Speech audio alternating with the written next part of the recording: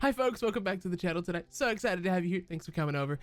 Today, we're going to be doing a little honest feedback opinion, my review, I guess you'd call it, in some instances, of The Last of Us Part 2. This is a very controversial game, in case you didn't know. You're probably here because, you know, it's controversial. A lot of people think a lot of things about this game, and they don't really know how to feel. I know how to feel, so I'm putting it into a little video so you know how I feel about playing it. Now, before we go any further, this is not a before you buy review. This is going to contain major spoilers of the game. Major spoilers. So just before you go any further, major spoilers in case you haven't played it. Okay, you're aware now. Thank you. All right, so let's talk a little bit about context just before we kind of get started. So it's set approximately 5 years after the first game in Jackson it starts out in, and you know, you just kind of follow Ellie on her path. And the game prior to launch depicted that it would focus on a story of vengeance for Ellie, on Ellie's behalf. And I personally always thought that it was going to be Dina that was going to be taken away from Ellie because of the very low-key hints in the trailer. I was so wrong, unbelievably wrong. Again, major spoiler warning here. It was Joel that was taken from her 2 hours into the story, which set up for what took me about 22-hour journey through Seattle and through Santa Barbara and through all these corners of the world, flashbacks and epic moments to enact vengeance on the ones who wronged Ellie. As I did in my last Sims pack review, I'm going to break this down like section by section, and we're going to talk about how I feel about each kind of thing. So let's get straight into it. All right, let's talk about gameplay first and foremost, because this is the thing I think everybody can kind of agree on. Let's get this one out of the way. Gameplay was phenomenal.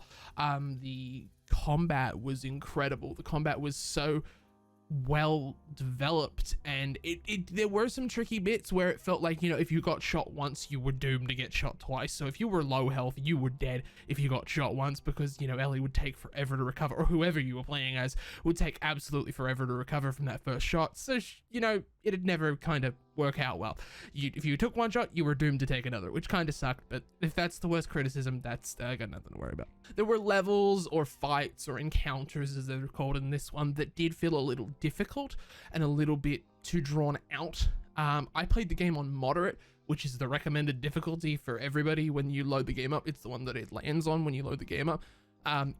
If I do replay the game, I will play it on a lower difficulty because I'm a more casual gamer myself. I'm not one that likes to, you know, go for achievements. I'm one that likes to just beat a story, you know, immerse myself in the story and the gameplay experience and the graphics and the world around it, sort of thing.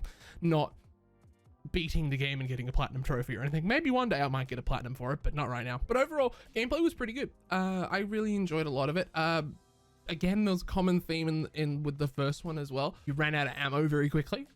You know, you had to conserve your bullets. I found myself opting to try and beat people up quite often, which I learned from that mistake very, very quickly to not do that and to actually use my weapons and my things at my disposal and bricks and all that sort of garbage that I have at my disposal. But overall, gameplay was absolutely phenomenal. Now let's talk about graphics and design. I'm not going to spend too much time on here because I have one word to describe this, and that is perfect. I don't know if this is going to get a PS5 release. I really truly hope it is, because it's certainly something that if it does, I'm going to play it in my off time when I've got time to spare. If I've got a couple hours after studying to spare or whatever, and I'm not streaming or making a YouTube video or something, this is a game that I'm going to immerse myself in if it comes to PS5 and when I play it again on that, because this game is absolutely beautiful, and it's one of the most beautiful games I've ever played in my life. Okay, now let's get into the nitty gritty of this review, you know, where this gets like interesting and fun. So, story. This is a good one. This is a really, really good one. Now, The Last of Us, the first initial game, had a very good story. It had a story that was really emotional, and I for a long period of time, probably from about 5-6 hours into the game, up until about where Ellie meets with Abby in the theater, thought the first game was better. But once you meet back up with Ellie as Abby in the theater, it kind of takes a turn and really goes up a notch. Obviously those first sections before that part of the game were phenomenal as well, but the first game before that bit, far better. This story really has very well developed characters. I love every single new character in this game. I mean, when I'm talking about new characters, I'm referring to Jesse, I'm referring to Dina, I'm referring to Abby, Owen, Mel, Manny, Nora. I'm referring to all these people that were not originally in the first game. I really, really like the characters a lot. I found myself really, really liking Dina as a character along with Jesse. I thought they were both really strong characters and did a really good job of being a character. Now, my opinions on Abby and Ellie. I'm going to start with Abby, you know, alphabetical and all that. I enjoyed Abby until the thing with Joel happened. I thought Abby was a really nice character until Joel happened. And then I hated Abby. And I never wanted to play again as Abby in my life. And then it made me kind of despise the bits where I was playing as Abby later in the game. But later in the game, I ended up having a far greater appreciation for Abby. When you learn more of Abby's backstory and why she did what she did, you learn to appreciate Abby and the character that is Abby. You kind of learn to empathize or sympathize even with her based on what has happened, because obviously, again, spoiler warning if you haven't clicked off yet, major spoiler warning. Joel killed Abby's father in the St. Mary's Hospital with the Fireflies that night when Ellie was supposed to die on the table. And Abby always, practically her purpose in life was set out to avenge that death, get Joel back for wronging her and, you know, doing these awful things to her and her family and everyone around her. And initially when she kills Joel, you're like, oh God, I hate you. I want to shoot you so many times as Ellie, yada yada. You know, you're saying all these awful things. You know, you really dislike Abby. But then once you get from, as I mentioned before, where Abby meets Ellie in the theater, and you start to learn Abby's backstory and you start to learn why she's doing what she's doing, the story really takes a turn in the correct direction. I personally hated the gameplay bits where I had to play as Abby. I think they could have really been cut down, like truly cut down a lot. They didn't need to be as long as they were. There was no need for them to be as long as they were. You could have showed half the content that you did and it would have still done an amazing job and it wouldn't have been as long. Now, in contrast, let's talk about Ellie. So, obviously, as I mentioned kind of with Abby, you'll kind of get where I'm going here, that Ellie kind of was the character that we loved and adored from the first game. And then when Joel dies, we feel strongly for Ellie. We are strongly sided with Ellie in this game for the majority of the time. But then as the game progresses, and as I mentioned, as you start to play as Abby, I found myself, my opinions changing on Ellie and Abby both. My opinions of Abby, where I hated her at the beginning, were no longer feelings of hate anymore.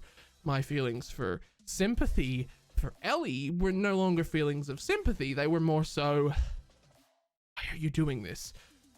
Put down your gun, don't do that. So they really, really developed a character very, very strongly in this game. And I truly loved that a lot, like a lot. I mentioned and touched on something when I was talking about Ellie and Abby. I mentioned those two, and I mentioned length. And I think this is something that the game struggles with a little bit. Length. I think it's too long. If I have to, you know, if I have to find something really, really awful with it, it's the length. It took me a week to beat the game. It took me 22 hours. Obviously, I've been in uni exams, so I haven't had the most time in the world that I'd like to sit down and play it. I'd sit down for 5-6 hours at a time to play it, and it took me 5 individual days to play it. And that kind of sucked, because I thought there were bits where, oh, this is where the game's ending. No, and there's another 3 hours of content. I'm like, why are you doing this to me? Why are you making me feel these emotions? But that hasn't taken away too much from my opinions of the entire game. Although it was long, I think it was truly necessary. There probably could have been bits that were changed and were taken out and added in and shortened that would have made it a lot better and a much better experience. But I'm satisfied with that. Also, talking about characters, let's talk about Joel a little bit, and then my feelings towards Joel changed throughout the game. Obviously, we came in from the first game, you know, kind of feeling a little like, you know, you had a bond with Joel, obviously, but you felt a little kind of like, lying to Ellie was not the exact right thing to do like that. And that when she finds out, you're going to really ruin yourself.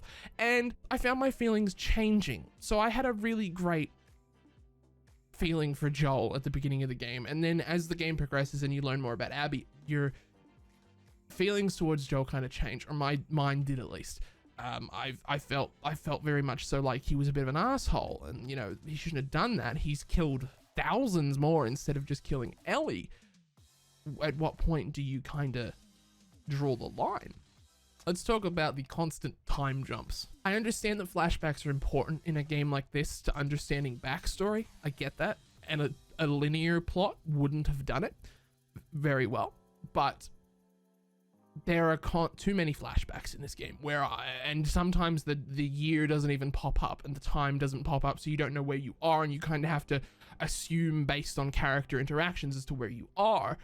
And that was one thing that kind of got on my nerves a little bit, is when, you know, you think you're progressing the story. No, you're going back for another 45 minutes of gameplay in the museum with Joel and Ellie to just have Ellie scared by some symbol on a wall. Where do you draw the line with that? Okay, now this is the important part. Let's talk about the ending. When I'm filming this, I'm only, I think, 2 days off of playing the ending, and I'm gonna tell you in the simplest way form, because that's what you're here for. I liked the ending. I know I'm gonna cop a lot of hate for that, but I liked the ending. I really truly do, and I don't understand the hate that it's getting, because I've seen it from a very different perspective to what everybody else has kind of seen it. Everybody else wanted to see Ellie kill Abby. You know, I think I did too. I wanted to see that happen too, but I don't feel like it would have been as satisfying and as fulfilling as this ending truly was. So for those who might not technically maybe even understand what the ending was talking about, obviously, you know, you go to Santa Barbara, you chase down Abby, and you get into a fight with Abby, and you let her go. You let her go, and that pissed off a lot of people. End of story. That pissed off a lot of people, and I understand why. I totally get that. But when Ellie gets home that feelings change and things change, and I think that is the overarching theme in this whole story, is change and change of heart and improvement over time, and you know, the ability to rekindle relationships and friendships even when they're at their lowest points. So you obviously get Ellie home, and her home's empty because Dina said she would leave if Ellie did go after Abby, and Ellie went after Abby, so Dina did take the baby and leave, which was very kind of gut-wrenching in the simplest form. It was very sad and very heartbreaking for Ellie, because she's lost Joel, she's lost Jesse, she's lost Dina, the kid, and 2 fingers. At what cost?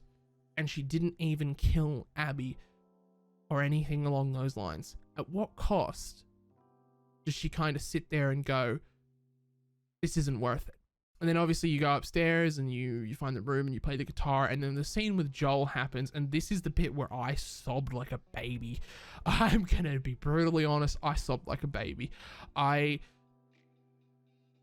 ending made me really emotional. The ending scene where Joel and Ellie talk, for those that didn't know, takes place right after the party, or depending the way you want to look at it, the night before Joel dies. It would be the final conversation that Ellie and Joel would ever have. They'd go their separate ways after that conversation. So the conversation about Ellie never being able to forgive Joel, and Dina being the right person for Ellie, and a good intending person for Ellie, and you know, Ellie wanting to rekindle her friendship and relationship with Joel, even though she cannot forgive him for that, really touched and tugged a lot of heartstrings for a lot of people, including me. the thought that Ellie was trying to work on her relationship with Joel before he was taken away brutally from her. She had to sit there and watch as he was killed, because you sit there through the entire game and you're wondering, like, why did Ellie have this reaction?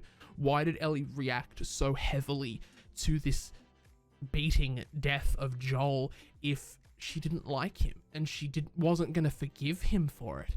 The ending comes along and you just kind of find out that she was working on rebuilding her friendship and that relationship and that family-like strong bond that she had in the first game with Joel. And that's what kind of made that really hit home for me, especially. Now, I understand it's probably not the best ending, but it was a really good one nonetheless. I really enjoyed it, and it really rounded off the game very, very well. You also talk about Abby, and why did Abby get let free? Well, the simplest way that I see it is you look at Abby at the start of the game, and you look at Abby at the end of the game. She's a completely different person now. She's been held prisoner for months on end and had her hair shaved. She's not as big and bulky as she was anymore. She's weak. She's not able to fight Ellie off anymore. And Lev can't even do that either. She's not this ill will intending person anymore. She's someone who was reluctant to fight and only fought Ellie because she was going to kill Lev if she didn't fight, which really was shocking to me, considering the Abby we saw at the start of the game and the Abby we saw in the middle of the game where she attacks Ellie in the fight scene in the theater. Would I have liked to seen Abby die? Now that I've seen the ending? No, not really, actually. It would probably have been nice. It would be nice to see what would have happened on that side and how Naughty Dog would have played that out and what they would have done.